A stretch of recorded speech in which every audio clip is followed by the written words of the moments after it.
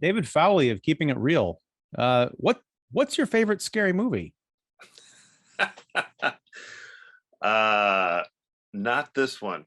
um uh Gosh, it's always a good question. I would say one that doesn't require jump scares to, not too reliant on jump scares, and one that isn't solely a slasher flick just for slasher.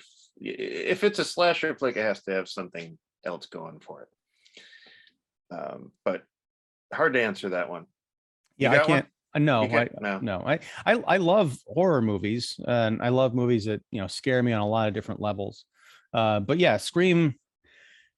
I feel it's a missed opportunity because even in this film, they make fun of the fact that a lot of these kind of requel, sequels, soft Uh-huh. reboots, whatever, they just steal the name of the first film and Right. just release it like with Halloween, or Friday the 13th or whatever.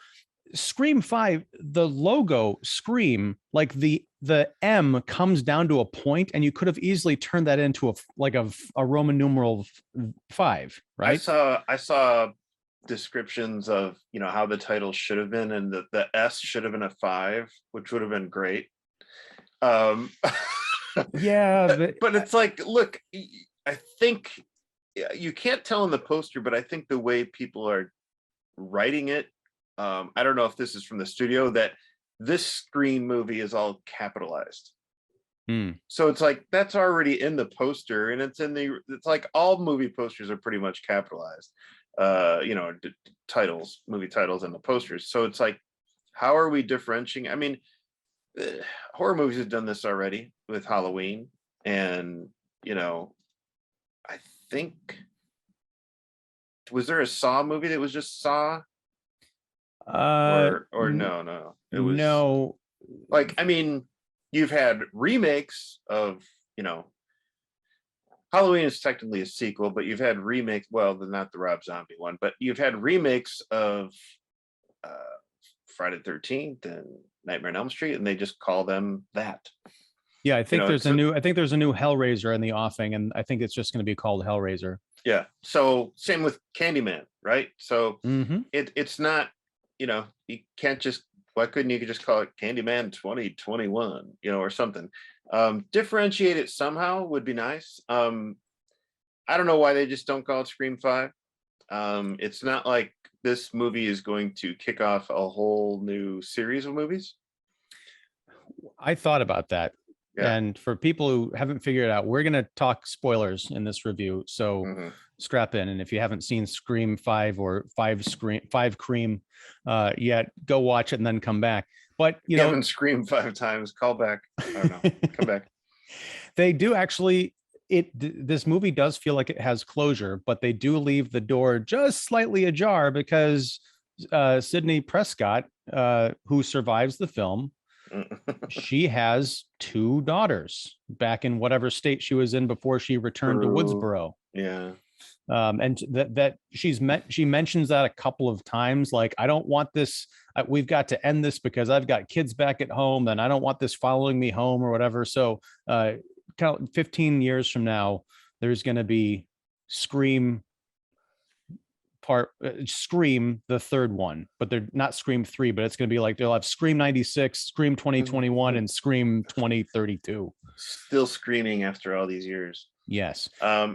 Did they ever establish who she married in the previous movies or in this movie? Because I kind of think that at the end, I don't know if it was at the end of the last, because I wound up watching all four of these movies, over within the past week, so they're all a blur. But I can I tell they know, made an impression. Yeah.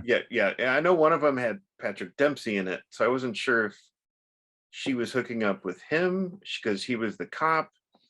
I don't know if, I remember nothing about Scream 4 yeah, except the opening, which was like the 5 different fake outs of like fake yeah, movies. And yeah. then at the end, when, again, here's a spoiler for Scream 4, but when Emma Roberts pulls off the ghost face mask to reveal that Uh-huh. she's the killer or whatever, Yeah. everything else is a blur. And that's a problem because a crucial not a crucial plot point, but a major point of emphasis in Scream 5, we'll just call it, involves Marley Shelton's character, Yeah. Deputy Judy Hicks. Hicks, right? And I'm like, was she in Scream 2? I have no memory of. I Yeah. dig Marley Shelton, and it's cool to see her in this film. It's cool to see her kind of grow up. Like 20 years ago, she was in a bunch of these kinds of, sort of genre films. She was in Sin City. I think she was in Valentine or something. But she was kind of like the sexy young 20 something, and now she's playing a mom who's the sheriff's deputy or whatever. And it's just neat to see her kind of evolve as an actress. But there was so much emphasis on her having a past with Ghostface and all this, but I had no memory of her at all. Yeah, I just remember her from I think the Scream 4, because it's I recently watched it, and I did. Was she a major presence in that movie, or was she just kind of a background character? It seemed like she kind of, I mean, she was Deputy Dewey's like kind of like right hand. So she would have been sheriff, because it was Sheriff Dewey the last time, and then sheriff. She would have been the deputy, I guess. Yeah, she was the deputy, and now she's a sheriff. But or I guess she's still deputy, or is she sheriff here? I don't know. Anyways, but she kind of had like somewhat of a crush on him. Like she would make lemon bars for the precinct, but it was really for Dewey. Okay. And that's why there's that note in the fridge in Scream 5, lemon bars are, it's, callback, it's like, okay. And now in this one, she's got a son who's going to be, and that's the thing with the young cast, that they're going to be, most of them are going to be victims. So Dylan Minnette plays her son, Dylan Minnette from, Prisoners, Don't Breathe, Let Me In, 13 Reasons Why. I Can't Breathe, 13 Reasons You Should Let Me In. Got it. That's right. Exactly. Yep, exactly. I like that. That's going to be a Scream scary movie type spoof. But yeah, so there's always a meta quality to or commentary to these movies included, and I do appreciate that, even though sometimes it can be a bit overkill. And this one is very meta inside baseball type thing to its own previous movies and just horror movies in general. They kind of make fun of poke fun of newer horror fans preferring existential horror, elevated horror, elevated horror, from the Babadook to anything from Ari Aster, and David Eggers, which was funny. I like that. And also there's that great monologue at when everybody's together at Ronnie Meek's sisters, or is it Roger Meeks? Ronnie Meek's sister's house.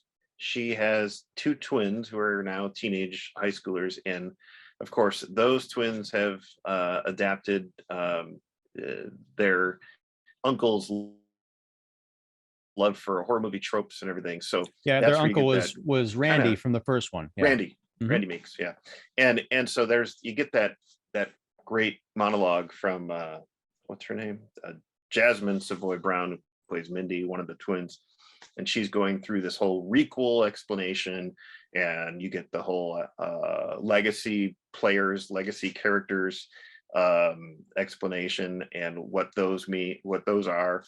And of course that whole idea of legacy characters was kind of introduced to me when Star Wars Force Awakens came out, and she even mentions that. So legacy characters, for those who don't know, are basically the original semblance of the original cast are included in sequels that are now like over 10 20 years old. So that's why you got the trio here of Gale Weathers, played by Courtney Cox, Sydney, of course, played by Neve Campbell, and Dewey, played by David Arquette. I thought that was cute. I mean, that's the thing, is like this movie feels very much like it was made for normies. People who don't like go to the movies aren't immersed in like film culture and these kinds of conversations, because it's an interesting idea, exploring Mhm. what's up with these reboots and requels and everything. But it's stuff. These are conversations that I was having like with you and other colleagues like 4 years ago. Yeah. So it's nice to see that it's caught up. But I'm like, as far as the meat of it's trying to do what Scream did in 1996, which was talk about films in a different way. The Mhm. problem is in 1996, you had a very like nascent internet. So these kinds of highfalutin, like meta-textual conversations that Kevin Williamson was writing, they were still new. Like now that's all the internet or like Right. film Twitter is. So if that's kind of your jam and that's what you're doing primarily with your life, then it's like, oh yeah, reboots. What do we call a reboot that's kind of a sequel? Well, yeah, we Yeah. talked about this again several years ago. Um, I I'm glad you brought up Jasmine Savoy Brown because I think she's pretty terrific in this movie. It Hmm. also reminded me of another movie that came out last year called The Sound of Violence that she was the star in. That she was, that's a different kind of a horror movie, and she's really, I think, great in that. This movie has a lot of actors that I like, but Yeah. they're in material that I think is really beneath them. And this might surprise you because I think as the lights went up, we saw this together. We paid to Yeah. go see it. Yeah. I think you said, "What do you think?" And I was kind of like smiling. I said, "I would dig it." I was smiling through my mask. Um, And the and more you thought about it, the further I get away, the less I like it. I like it mostly, I think, because of what we started out talking with about is this feels like the end. It doesn't feel like it's a launch pad for something new. It feels like we got the band back together for one last time, and it really is one last time. Unless they back up the money truck. If this movie makes, Star Wars money or something, then they might be able to convince Courtney Cox and Nev Campbell, probably not David Arquette, to come back for something else. But it just feels like it's so dead. The when we meet the teenage cast in high school, it's really jarring because they all look like they're 27 years old, which I guess is a trope of this genre. But come on. But it also feels very 2000s because we don't really see these kinds of movies anymore. The high school slash, no, we don't get a lot of them. So it feels no. very retro, but it also feels so played. Yeah, totally. I mean, it's hard. I think this franchise in particular has kind of pigeonholed themselves where they can't escape from the tropes they've already established and the tropes they're making fun of, or paying homage to, however you want to look at it. I mean, there's just no way around it. I mean, this movie, like all the other Scream movies, opens up with a phone call to somebody, what's your favorite movie? you know um and the thing is, most, especially nowadays, um that just doesn't fly really. I mean, because a lot of homes don't have landlines anymore, Mhm. so it's like, how's that going to work? But of course it has to, because that's just how all the other movies have opened up. Well, So, but to that point, that's a good point because we've got a landline in our house, but and you never use it. well, yeah, very rarely, Yeah. because the only people who call us are either unknown callers or like hospital, like, oh, your lab results are in or something like that. When Yeah. we go to physical, because we set those up years ago. Yeah. But that's sort of the thing is like if you're 17 years old or however old this girl is supposed to be in the beginning of the film, Hmm. if you're at home and the landline rings and it's an unknown number, you're You're just not going gonna to answer it. right at all because like it's a spam, it's someone for mom and I don't care about it, whatever. Mhm. Uh, yeah, I just thought about that, and There's another notch in the I don't like Scream 2022. yeah, I mean, there's so many things that just, I like some of what they're saying about, like, there's a point where this character that is traumatized in the beginning is, Tara Carpenter, played by Jenny Ortega. I like, I like her, and I like her estranged sister who comes back into the fold, played by Melissa Barrera. Yeah, Her character is Sam Carpenter.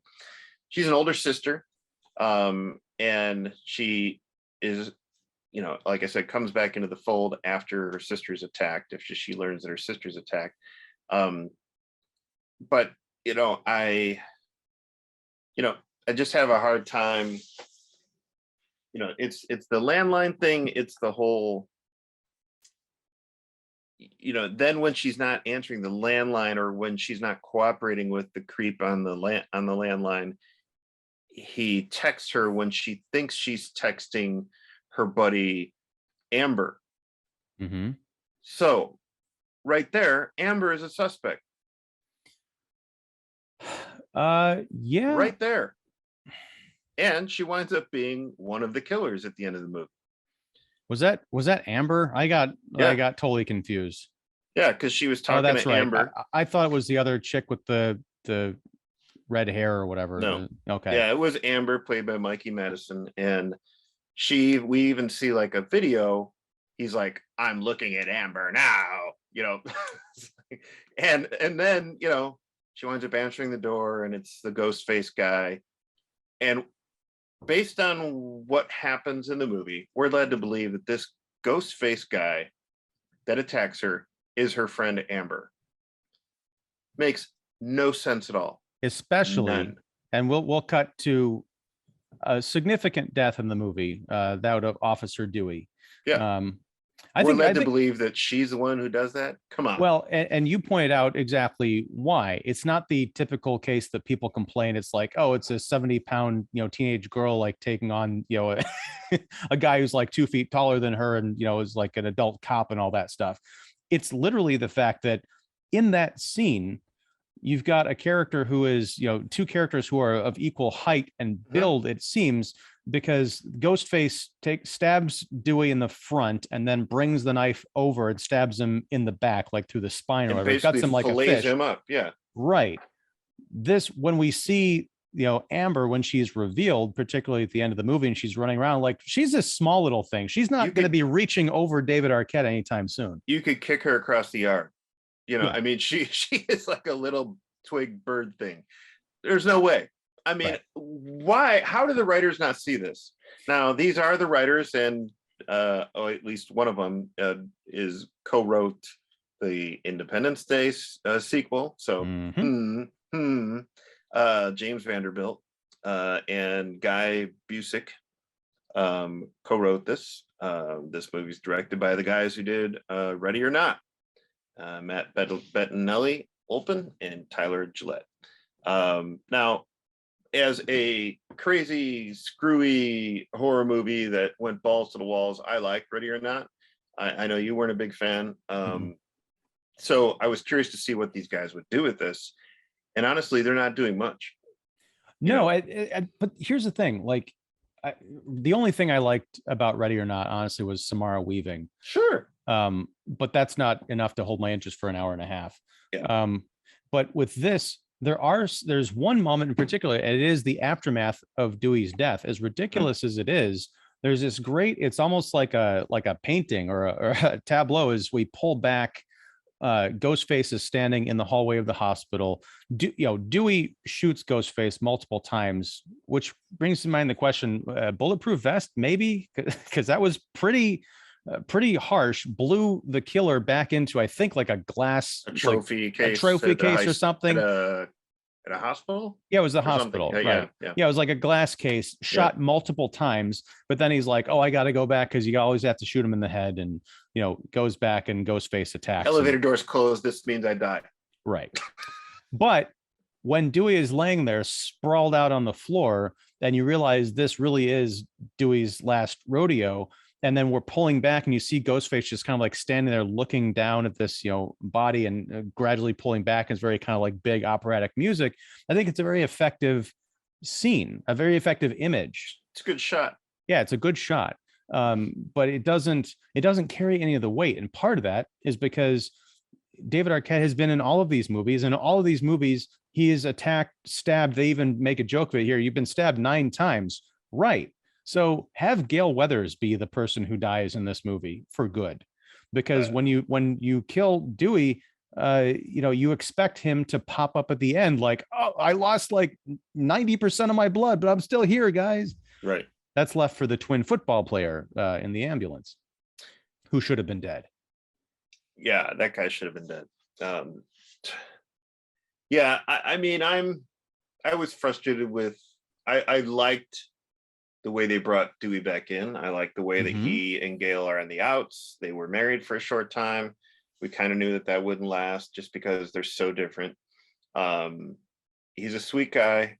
He's a little bit of a doofus, but he's loyal. He's determined. He's resilient.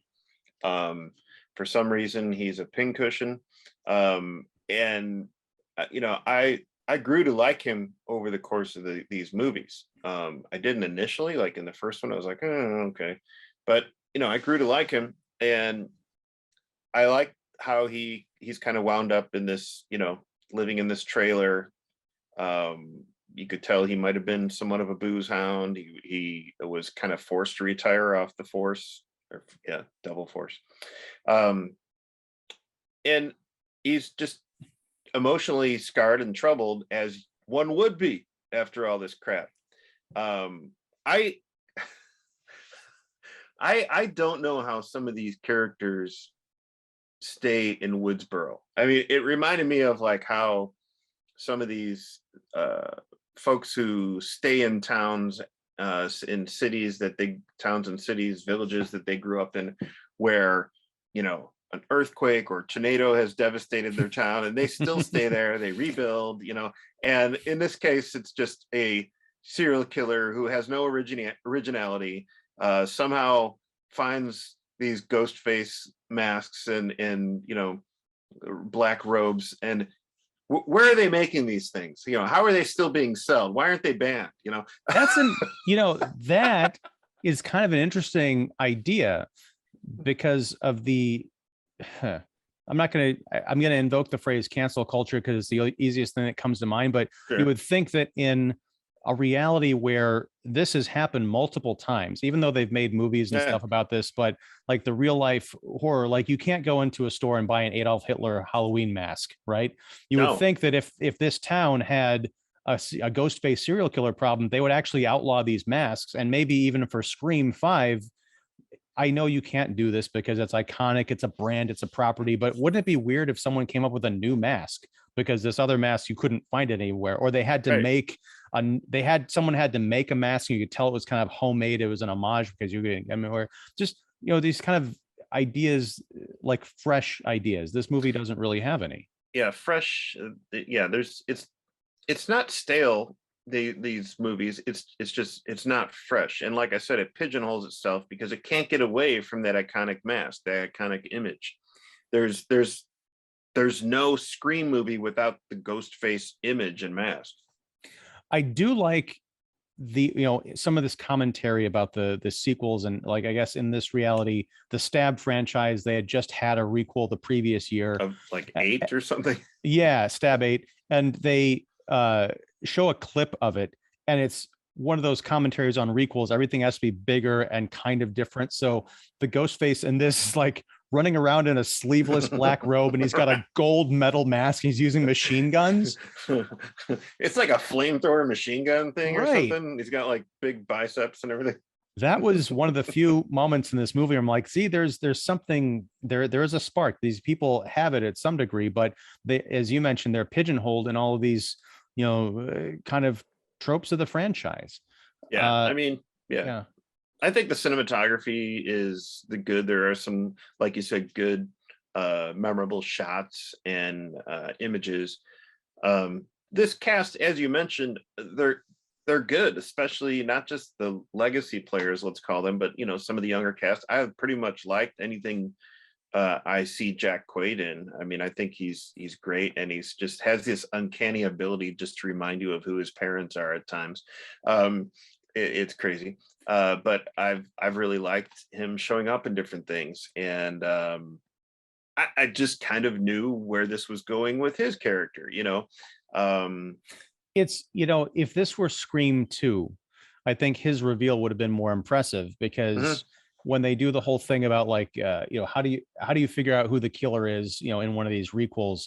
And he's mhm, like, you always go with the love interest, and of course he's the love interest yeah, of Sam, who gets quote unquote dragged back to Woodsboro, or he yeah, volunteers to come because she's, you know, in dire need of getting back to help her sister. And of mhm, course he ends up being one of the two killers, but it didn't really occur to me because I'm like, they're not going to go for something that obvious, but this movie thinks it's subverting expectations or, misdirecting you by doing everything it says it's going to do in the beginning, which I guess kind of works. But then at the end of this, you're like, what am I supposed to take away from this movie? I will say I was surprised by how much I didn't mind that this movie doesn't quite know, what its main story is.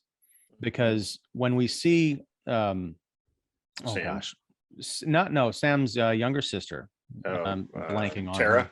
Tara, yes. Yeah. We see her. She survives the attack, which is very surprising.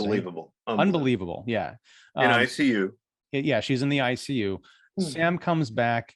She's, sorry that she left because there's some parent trauma. We find out that she's actually the illegitimate daughter of Billy Loomis, the killer, one of the killers from the first film. Skeet Ulrich Welcome back, Skeet. and his digitally smoothed beyond belief face. There has to be shows up in mirrors, right? Yeah. Oh, I thought you meant the Kiefer Sutherland movie. Oh, hilarious. No, he just shows up in mirrors that she looks in. Right. Yeah. And that's sort of a red herring because it's like, is Sam part of this? Has she picked up her father's legacy? She is not sure if she could be capable of something like this. I like the idea of that. I just wish they had, either gotten ILM to do a better job on the facial smoothing, or just, maybe Billy Loomis can look, it can just look like an older Skeet Ulrich. Maybe you find an actor who you can put in the same, floppy haircut and bloodstained t-shirt and say, hey, this is my dad, instead of having to go, that route, because it's really distracting. I think takes away from something that on the page, I can imagine when I saw him show up, I imagined myself reading the screenplay and seeing Billy Loomis shows up in the rearview mirror of the car and starts talking to his daughter and be like, ooh, this is some real Norman Bates stuff here. This is interesting. But the effect of watching it on screen is like, what's wrong with his mouth? Yeah, if they did it a little better, that would have been cool. I'm with you. I like the idea of it. And there's something that Sydney went through, I think, in the last movie where she sees images of her mom, Maureen, which is really weird, and they didn't really do much with it. It was just more of like, her mom is like calling out to her, and at times she sees her. So I like this idea of parents, haunting their children like that. And I understood when Sam explained the whole situation to her sister Tara. It was a shock to Tara, and she's like, "Go away! I don't want anything to do with you." Understandable. But when eventually we get more of an explanation as the movie goes into it, of why Sam left, and part of it was that she felt like she needed to distance herself from Tara, her younger sister, because she felt like there's a chance that I could wind up like my father. And I like that. I understand that. It makes sense. Like when your father's an alcoholic or a drug addict or whatever, it's like, oh, I need to watch what I'm doing here. And I think that, the actress here, Melissa Barrera, I think she does a good job at like having this kind of like rage and anger simmering underneath her. Like she's a tough character and she wants to get things done. There's once Sydney comes back to Woodsboro, and we'll get into that, but once she comes back to Woodsboro, she basically said, are you okay? I can help you. I've been through this. Do you need somebody to talk to? And, basically Sam was like, all in a nutshell, I got this, And I kind of like that, because it's like, look, I could see how a character would be like, look, I know about you, Sydney. I don't want anything to do with you. I appreciate where you're going with this, but we need to get out of here.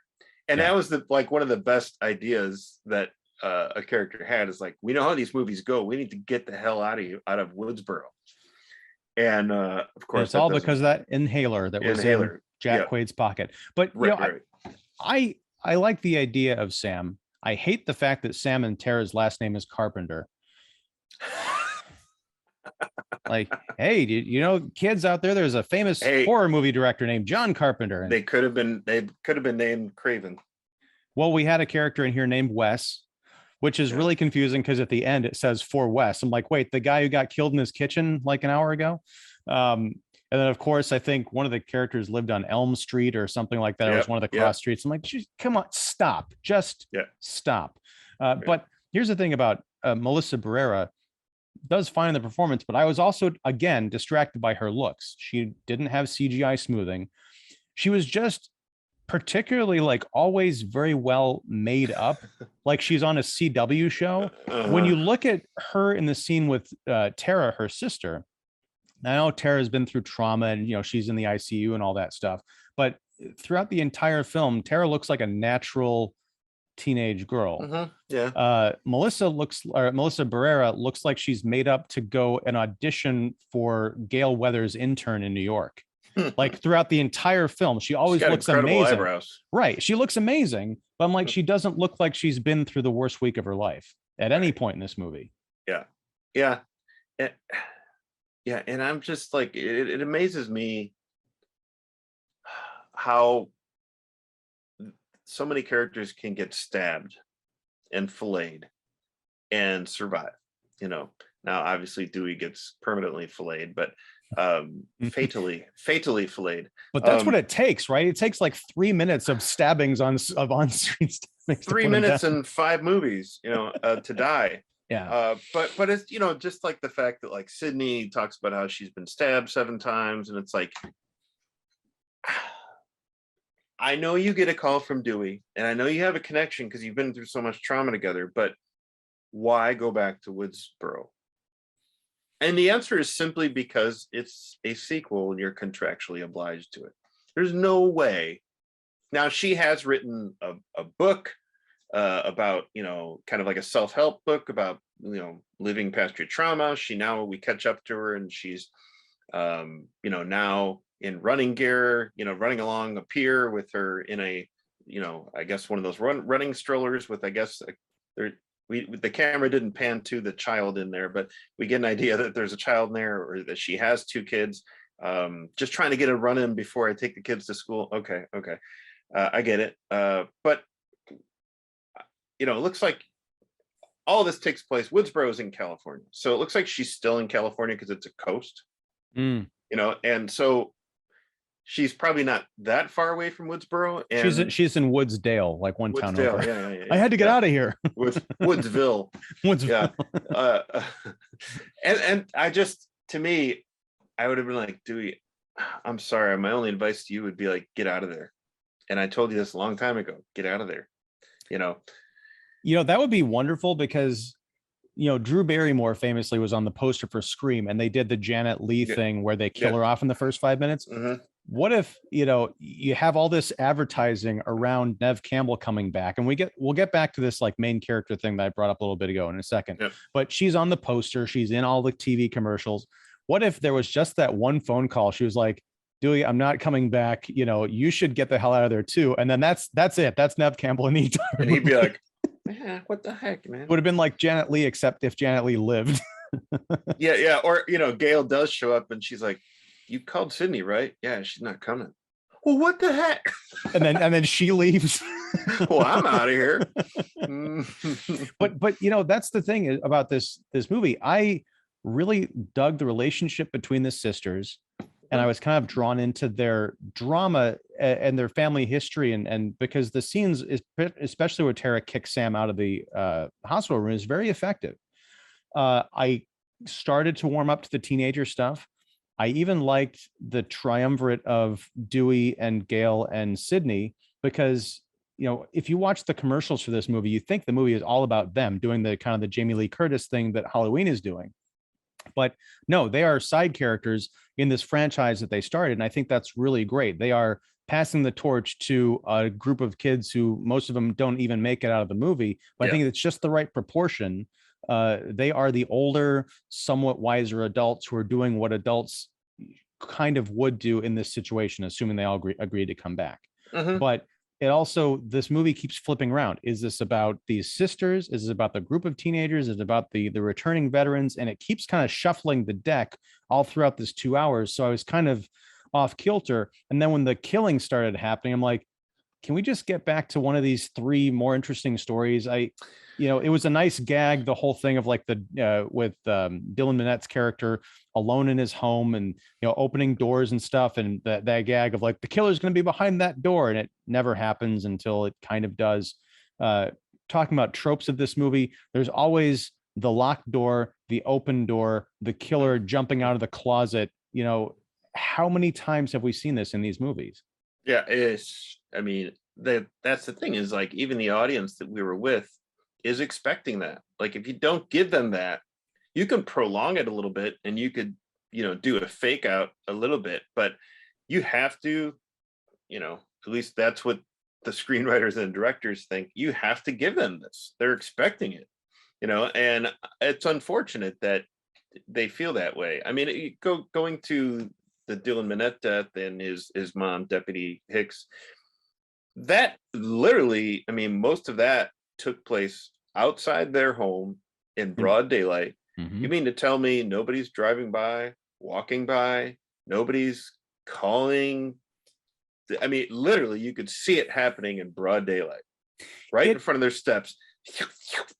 It almost feels like they stray into scary movie territory, because when the sheriff is, or deputy, whatever, when she's driving home, she's racing home, I thought that was very effective, filmmaking, because you really feel, even if you don't know who these characters are, and I obviously didn't remember them, but you still have that connection of the mom like wanting to get back to her son, like, desperate to protect him. She gets up to the door, and before she reaches the door, Ghostface jumps out of the bushes and stabs her. That would have been enough if he had dragged her into the house to finish the job. But when we get that wide shot of him out on the front steps stabbing her to death, it just becomes funny. I'm like, kind of like you, I'm like, is no one else seeing this?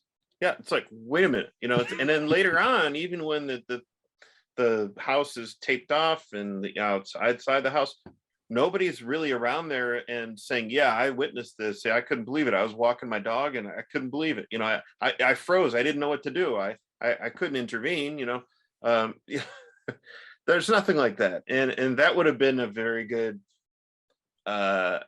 you could have had, that would have been a very good commentary on societies. You could have had people like maybe somebody walking by their dog and they recording this on their phone instead of calling 911 or something like that, Yeah, if you'd had like a news story of like all these different angles of the stabbing, but nobody actually intervening. Yeah. There's so much for everything that is sort of explicitly stated as the themes of this movie. There's so much left on the table. It's more interesting. I mean, in the climax, which is a very kind of convoluted climax, that I was on an emotional roller coaster because it had me and then it really lost me and then it had me again. The whole idea of, this is a stab, if you will, at toxic fan culture. Yeah. I was just rolling my eyes because the two killers turn out to be the most cartoonish representations of what people think that internet trolls are like message board buddies or something. It's like, what? Which is, again, that's the same. Yeah. Going back to Scream 2, that was, I think it was Billy Loomis's mom. And then why can't I think of his name? The guy from Justified, Timothy Oliphant. Yeah. Yeah. He was like, we serial killer website. We found each other. They're just recycling this stuff, because nobody, it's like Robert Downey Jr. said, Natural Born Killers. Nobody remembers anything. It's junk food for the brains. Yeah. It's just lame. And this whole thing of like, we're the gatekeepers of fandom and we don't want to see this, is like, well, that's not really the conversation that's happening online when people talk about these, remakes. If the filmmakers and the writers had any guts, they would actually attack, I think, what the argument is. But it's just so easy. And it's not the kind of thing that you really wrap up neatly in a 5-minute horror movie climax. Yeah, it just doesn't make sense when the big reveal in that kitchen is like, okay, it was these two characters. Hold on, wait a minute. Going back to like, so then how exactly was Dewey killed? By who? Yeah, I mean, I could see if it was Jack Quaid, because they're about the same build and height. So, but yet Jack Quaid was in the Jack Quaid's character was in the elevator in the hospital, and so then I'm supposed to believe that it's this, little Amber. No, I don't buy it. And it very easily could have been. They could have swapped those characters, because Amber could have been the one who came upon the group and said, someone called me and I was, I live next door to the hospital or whatever. So I came as quickly as I could. And then, it's easy. Yeah, it just doesn't make sense. And there is kind of like this.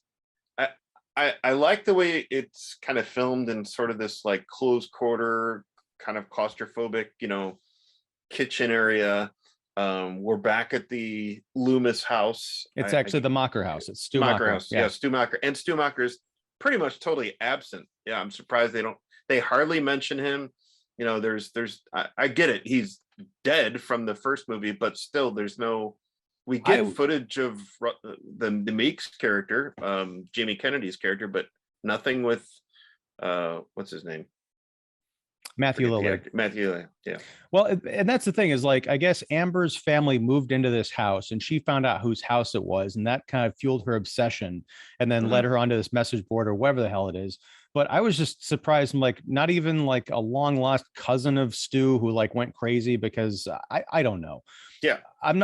These movies are so convoluted and incestuous in terms of the character relationships that on the one hand, I'm kind of glad it wasn't someone related, but on the other hand, I'm like, so why do you care? Like, what, right. what is this? Right. And it's never the killer is never a like fanatic, it's never a copycat killer. It's always somebody that's either related or, somehow very closely attached to their surviving members. So it's just like such a process of elimination. And here it's just, I think it Scream 3 where it was Sydney's brother that she didn't know existed. Yeah. And here it's Scream 4, it was the estranged cousin that she really didn't have a relationship with. And here it's this, really, really far-fetched. I don't know where else they can go with this, really. I'll tell you where. Have Scream 6. I know I just said I don't want to see any more of these movies. But would it be interesting if it's all relatives of Sidney Prescott who are being killed off? And it turns out at the end, it's Sidney Prescott killing them all because she's tired of her relatives coming back and trying to kill her. That would be great. That would be very meta. Yeah, I'd be up for that. I like Neve Campbell. I wish she was kind of given a little bit more to do here. I always felt like Courtney Cox's Gale Weathers was a bit too much of a one-note character. She was pretty good here. I like her relationship with Dewey, particularly in this movie. This movie, I think, worked for me on an emotional level, partially because of another movie I saw last year, which was You Cannot Kill David Arquette, which I can highly recommend people seek out. Is there wrestling involved in that movie? Yeah. Okay. It's because he tries to get back into acting. It doesn't work out. So he gets into wrestling. And then through wrestling, he kind of maybe gets back into acting. Was he stabbed at all in that movie? No, but he does do a wrestling match in the middle of the street in Mexico, which is great. Awesome. But just seeing David Arquette as, kind of humanized, and he sort of is the Deputy Dewey character in Scream 5. So, there's sort of this redemptive arc. He's, his life didn't turn out the way he thought it would, but he's got this kind of a stab, so to speak, at heroism and making himself. So when I saw David Arquette in this movie and doing so well, you get the feeling that, okay, yeah, it's Scream 5, but it's also his first big shot at being in a major motion picture in 20 years, that he's going to give it his all, and not in the capital A acting sense, but he's very much, kind of reserved and believable and sympathetic. So yeah, I really felt it when he died, but that's partially because of a movie I saw last year, not necessarily anything this movie was particularly doing. I mean, I guess I felt it just because there's, I like the character. It's kind of, there's still some untapped potential to look at where he's at now. And also because I just watched the last 4, they're still kind of recent. And, in my head. Well, there was also, going back to that documentary, they talk, and Courtney Cox is in that movie. They were married for a while, 20 years ago. And one of the things I thought was a nice touch in this film is they have, Dewey is all broken up about the fact that he and Gale are no longer together. It just didn't work out. And he did actually try and get out of Woodsboro. And that was a nice little story detail, because they mentioned that they were in New York for a month and I guess he just couldn't handle it there. So he, they broke up and he moved back home. He keeps looking at this photo of the two of them framed on the wall, and it's very clearly a photo from when Courtney Cox and David Arquette were together 20 or so years ago, right? Because it's the young version, and they're like kissing, and it's kind of like an awkward like crop to it, so it looks like when they had actual cameras, you couldn't just like, oh, just retake it digitally. It's like something was developed. It's instead of doing that thing that I hate in movies where they Photoshop like two awkward pictures or they try and de-age it so it looks totally fake. It's a genuine picture, so you get the sense of the history of these characters. That's what I say. Everything in this movie that has nothing to do with the central plot or the murders is pretty great. Yeah, no, I agree with you, and I kind of understand your response immediately after the movie. As we're walking to our car. And at the same time, I could also understand, the more you think about it, the less you feel that way. I don't know. Apparently this movie is doing well in theaters right now. Part of the reason I wanted to see it just because there's definitely a curiosity.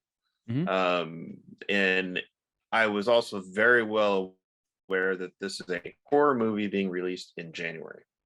And that never bodes well, or pretty much any like, not, I wouldn't say any major release being, dropped in January.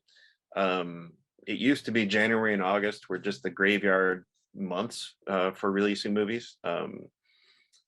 Not so much August, but still kind of January. I mean, you're going to get a typical Liam Neeson action movie in January in some form.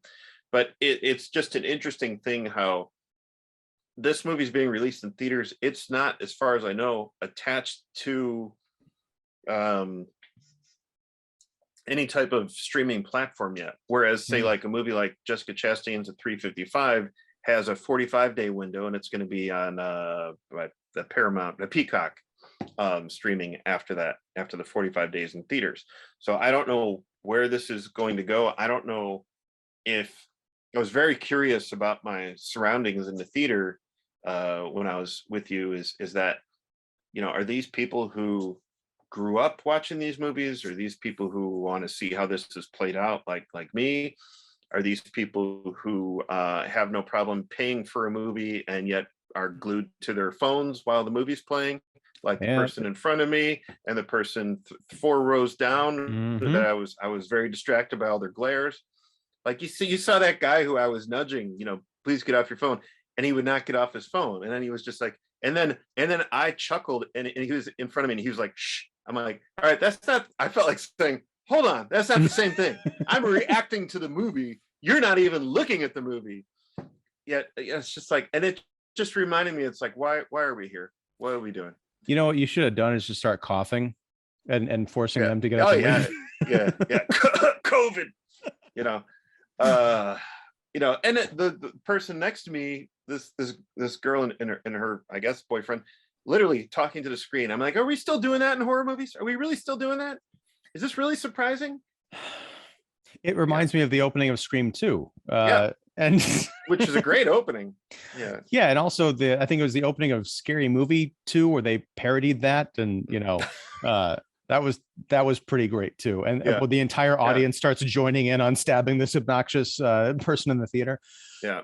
And again, but the problem, this does feel like it should have come out. First of all, I imagine it was probably slated to come out in 2021 because that was 25 years after the original Scream. Now it's 21 and a half years after the first Scream, but Venom 2 hadn't come out. We certainly didn't have the Spider-Man movie. So people didn't know that you could put a big movie out and still make tons of money in the theater because it was just a little bit too soon, I think, in August.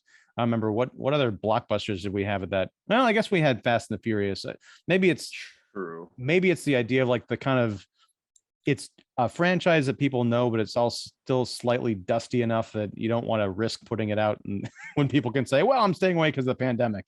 Well, maybe it's a tried and true thing that they've seen over the past years, or at least since March 2020, that the only surefire movies that are going to get people butts in seats are IPs. And this is an IP. And that's probably why, it's doing well opening weekend, but man, I'm sure the drop off is going to be tremendous. Yeah, I mean, it is an IP. You're right, but it is not, especially because it's the kind of movie that it is. This isn't a theatrical communal experience, I don't think. Like the original first couple of Scream movies, because I think Scream 2 is one of the better horror sequels out there. Yeah, Because it was still new, and I still remember being in the audience, opening night for both of those, and hearing people react and scream that's and yell. Roseanne's sister. And just the whole like don't go up the stairs and all this other stuff. But now it's crickets. Like if you get a chuckle, that's pretty much the only reaction you're getting in the theater. It's no longer like we're going someplace to be like bowled over and scared together. It's just like, no, it's the new Scream movie. It's out, I guess. Let's go. Sure. I just need another place to sit and scroll through my phone For $15. Yep. Wow. So any final words before we close the coffin on Scream 5 Cream? How many times can we stab this movie? Not nearly enough. Again, good cast. I just feel like it's poorly executed. And it's not even poorly executed. It's just it's there's nothing really new or different here as far as the screenplay is concerned. And really the killer for me, I had to do it. The killer for me is just it's ridiculous to see that we're supposed to believe that these two are the killers all along. And